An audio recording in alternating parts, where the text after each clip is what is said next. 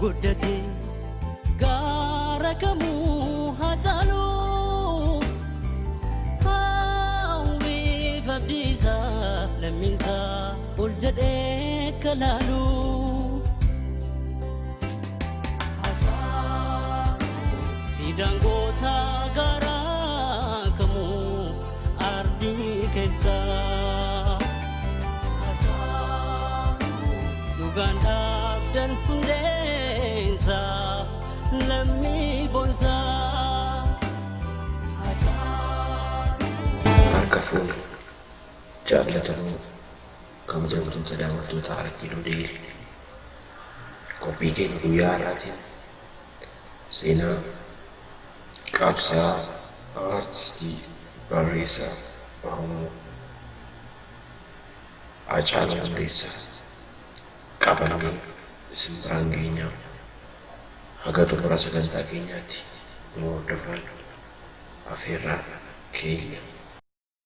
Yaanni goonni dhaabe guddate gaara kamuu Hacaaluu hawwii fabdiisaa lammiisaa ol jedhee kalaaluu Artist Hacaaluu Hundeessaa weellisaa Oromoo barreessaa waloof yeedaloo sirbaa sabboonaaf qabsaa'aa mirga Oromooti. Hacaaluun weellisaa Oromoo jaallatamaa yoo ta'u eenyummaaf aadaa Oromoo guddisuu irratti of kennee aartistii hojjechaa turedha. Hacaaluun seenaa aadaa Oromoo irratti akka beekamuuf aartistii hojjechaa turedha. Aartistii Hacaaluun abbaa isaa obbo Hundeessaa Boonsaaf haadha isaa aadde guddattuu horaa irraa akka lakkoofsa Awuroopaatti bara 1985tti godina Shawaa Lixaa Ambootti dhalate. Hacaaluun daa'imummaa isaarraa kaasee maatii isaaf jabbiif loon tiksuun guddate. Loon tiksuun Hacaaluun akka weellisaa ta'uuf kennaa isaa ganamaa weellisuu of keessatti arguuf gara alaatti baasuuf gargaare. Yeroo loon tiksaa ture sirba weellisaa Daawutii Mokonnon farda gurraacha lagarra kaachisan jedhu dhaggeeffachuuf sirbuu jaallata ture. Kana malees Daawutii Mokonnon fakkeenya godhachuun gara aartii sirbaatti akka dhufe. Hacaaluun umuriin isaa barnoota erga ga'ee booda mana barnootaa barachaa osoo jiruu umurii isaa 17 akka lakkoofsa Itoophiyaatti bara 1995 hanga bara 2000tti Kaarchallee Ambootti shakkamee akka hidhame dubbata. Hacaaluun hidhaa isaarra ga'e kanas yeroo dubbatu Hacaaluun wanti ana irra ga'e waan barattoota Oromoo irra ga'e ture malee waan addaa miti jedha Hacaaluun. Hacaaluun yeroo mana sirreessaa Kaarchallee Ambootti waggoota 5 turetti gorsa beektotaa dhaggeeffachaa namoota qubee afaan Oromoo qubeessuu hin dandeenye barsiisaa akkasumas walaloo sirbaaf yeedaloo sirbaa akka hojjechaa ture dubbata Hacaaluun. Abbaan Hacaaluu obbo Hundeessaa Boonsaa Hacaaluun akka isaaf baratee dooktara filosoofera ta'uu barbaada ture. Sirbituun halalee sirbituun mana hin dhaabbattu jedhee Hacaaluu gorsa ture. Haa ta'u malee Hacaaluun akka abbaan isaa isa barbaade ta'uufii hin dandeenye.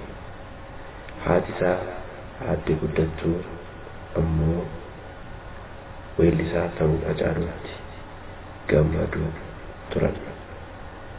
Hacaaluun weelluun kennaa isaa ganamaa akka ta'e dubbata. Hacaaluun Karchallee Ambootti alatti magaalaa Finfinnee mana sirreessaa Maakilaawiitti akka torbee tokkoof hidhame dubbata.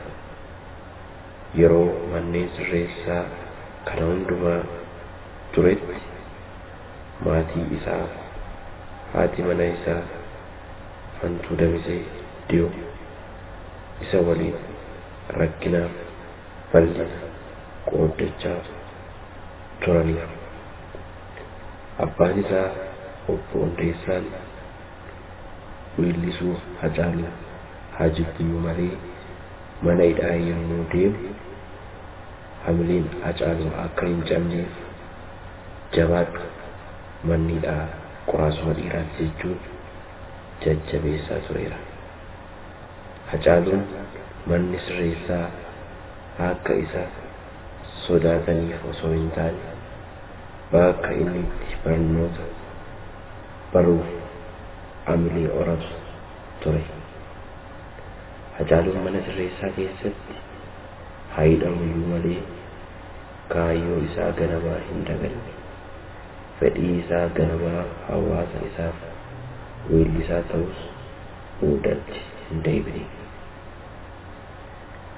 Walaloo sirbaaf yeedaloo sirbaa mana hidhaa keessatti akka barreessuu jalqabe dubbata Hacaaluun.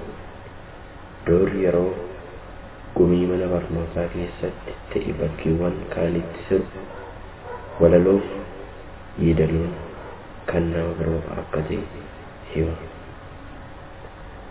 Manuma hidhaa keessatti sirboota isaa albeemii jalqabaa 9 akka barreesse dubbata. Manni hidhaa akkuma abbaan isaa Hundeessaan dubbatan Hacaaluu qoraasee Oromoof badhaase malee Hacaaluu hamilee hin cabne. Hacaaluun sirba weellisaa hangafa Oromoo Wasanuu Didoo jabbiloota koo jedhu yeroo sirbe abbaan isaa obbo Hundeessaan akka baay'ee gammadeef haadha isaa aadde guddattuun ilmi kee reefuu sirbe osoo jedhu dhaga'e. Hacaaluun albeemii 2 qaba. Albeemiin isaa inni jalqabaa Sanyii Mootii, inni lammaffaan ammoo Waa'ee Keenya kan jedhudha. Hacaaluun albeemota isaa jalqabaa malee sirboota qeenxeellee ni qaba. Sirboota qeenxee inni qabu keessaa Maalan Jira sirbi qeenxee jedhu kan baay'ee jaallatameef walaloof jeedaloon isaa namoota kan bifa ergaa jaalalaan cigoo mataa isaa dabarfate ture.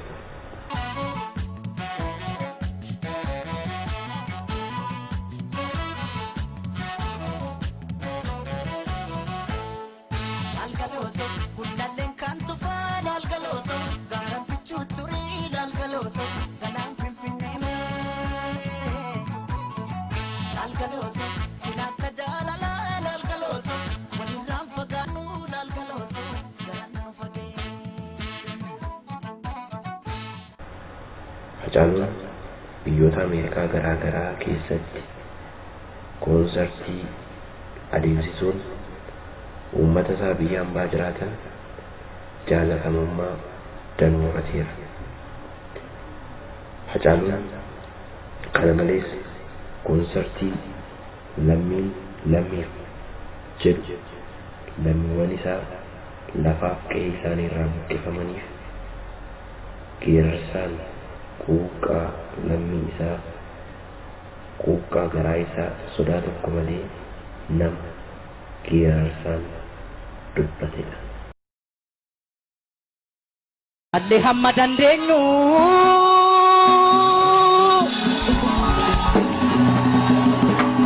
yaalle hamma dandeenyu kana caala maal goonuuf xinnaas gabbarre guddaa akka wajjin bubbulluuf. Hacaaluun muuziqaan alaaf jireenya kooti. Muuziqaan firas diinas horadheera. Quuqqaa hawaasaa koof garaa koo kan ani ittiin ibsadhu muuziqaan jedha Hacaaluun. Namoonni baay'een akka ani nama siyaasaatti na ilaalu. Ani nama siyaasaa miti. Garuu cunqursaa saba koo irra gahaa jiru osoon arguu afaaniin qabadhu muuziqaa koo furmaata isaa barbaada jedha Hacaaluun.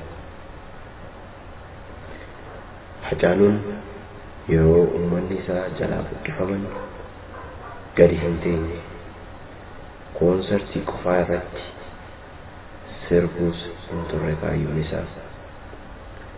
Qaamaan bakka isaan buqqifamanii jiran deemuun hamma dandeettii isaatii harka isaa irraa hiixateeraaf. Guyyaa gaafa muummichi ministeeraa Eertiraa obbo Isaayyaas affeeraman Hacaaluun quuqama lammii isaa hin dhoksine. Carraa waltajjii argateen faayidaan hin jijjiirre. Akkuma malasaa geeraruu jalqabe. Yookiin nurraa dhowwaa yookiin qeerroottan iyya jedhe. Uummata isaa cinaaqsan irraa buqqa'aa jiruuf sagalee ta'e. Hacaaluun hayyuu beekaa fi qabsaa'aa Oromoo ture. Hacaaluun wanti adda godhu keessaa inni tokko gartuu siyaasaa osoo hin qabaatiin uummata Oromoof aartii fayyadamuun tokkummaa nama sarbeera. jedhame waa hedduus ni beekna nuti ilmaan Oromoo maaliif tokko hin taane maaliif walii mormina. Tokkummaa tokkummaa tokkummaa tokkummaa yaa ilmaani Oromoo tokkummaa uumaa tokkummaani humna tokkummaa. Hacaaluun gara laafeessa nama hiyyeessa gargaaru ture. Tibba darbe artistoota Oromoo hangafa yeroo ammaa lakkoo cimaa keessa jiran artistiin Boonsaa akkasumas artist Hacaaluu Daawwee bakka isaan dhukkubsatanii jiran deemuun qarshii 30 gumaachee ture. Sirboota isaa qeenxee maalan jiraattaan sun jirra jira jechuun kan Oromoof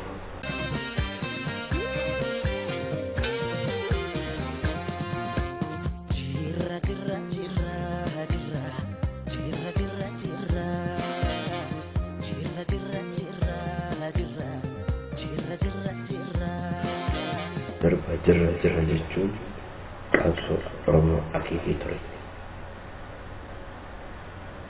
Hacaaluun haadha isaa baay'ee jaallatu Fantuu Damisee Iddiyoon ogeettii fayyaa kan taate wajjin hojii dhaabbate.